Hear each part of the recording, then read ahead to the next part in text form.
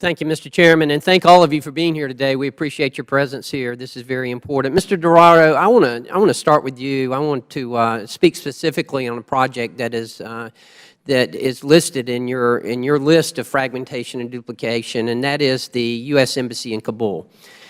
It's my understanding that the State Department did not have either a strategic facilities plan, nor did they follow their own cost containment and risk mitigation policies, I should say.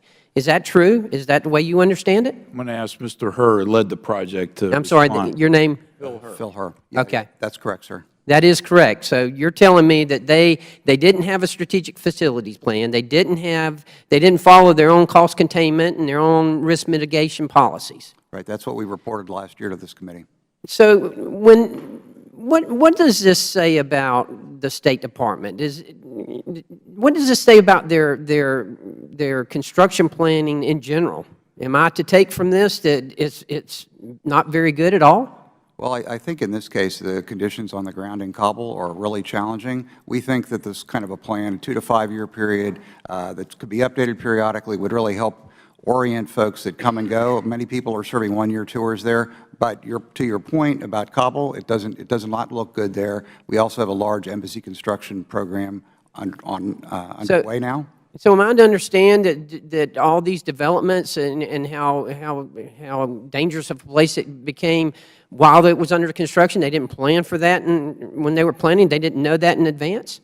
Well, obviously they would have known something, but the idea of an overarching plan, that was not in place, which we think would have been very helpful to them. Would you say that the State Department's failure to follow cost containment and to follow their own cost mitigation policies is a good stewardship of taxpayers' money whenever we're talking about a project of the magnitude of $2.17 billion? No, I would not. Mr. Doraro, or Mr. Hurd, in your May 2015 report on the construction of the U.S. Embassy in Kabul, that's the one you referenced earlier, yes, you stated that the State Department's failures to follow its cost containment and risk mitigation procedures likely contributed to the fact that the cost for the projects increased 27% and that the project will finish 3 years later than it was planned. Is that correct? Yes. So would I be correct in saying that when we're talking about a project of this magnitude and the State Department's not only not following their own policies on this, what are we to expect for smaller projects? I mean, we're talking about a $2.17 billion project. That's big, even by our standards. Well, I agree. So I can only take from that when we talk about smaller projects that they're not doing that either, and they're wasting money. Let me get to the point. I've belabored the point too long, and here's what's bothering me, okay? I have the Federal Law Enforcement Training Center in my district, in Glencoe, Georgia, okay? Full disclosure. Here is the State Department needs to build a new training facility, or says they need to build a new training facility for embassy personnel. And I understand that. And listen, all of us understand what happened in Benghazi. We don't want it to ever happen again. We want to be as prepared as we can be. Initially in the report, comparing FLETC with where they're going to build it now at Fort Pickett, FLETC came in at $260-some-odd million.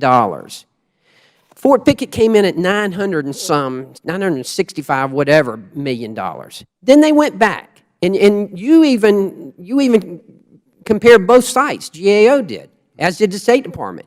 In 6 different factors, the site at FLETC came out on ahead in 4 of the 6. Only 1 favored Fort Pickett. Yet they went back and they said, okay, let's review it one more time. And then they came back and says, oh, no, it's not going to be $965 million to do it at Fort Pickett. It's only going to be $465 million. We got it down that much. Duh. I mean, come on. I was born at night, but it wasn't last night. I mean, seriously. So what did they do? They decide, well, we're going to build it at Fort Pickett because that's where it needs to go. And here we are duplicating. You know, it's one thing for us to come here and talk about where we've wasted money in the past. But my problem is I can't let this go. It is with me. I've only been here for 15 months now, and I just can't let it go because I see us wasting money. Why are we doing? What can I do? Tell me.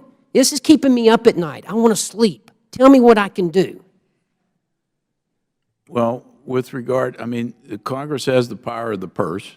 and they need to use it when they don't believe that the agencies are taking appropriate actions. I mean, you have the authority to be able to, nobody can spend money without Congress's authority, and they can only spend it on what you tell them to spend it on. I hope you can understand my frustration with this. This is very, very frustrating, and I guarantee you, I will bet you every penny I've got in my pocket that when it's finished at Fort Pickett, that it will be closer to $965 million than it will be to $465 million.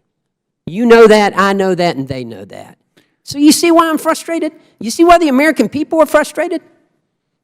I look at this across government every day, so I share Well, your share frustration. with me, how can I get used to it? Because I got to get some sleep. The and I'm not gentleman's sleeping at time night. is expired. Mr. Chairman, I need to know how I can get some sleep at night. My advice to you, I've never gotten used to it, okay? You just have to work where you can to make improvements and make it better.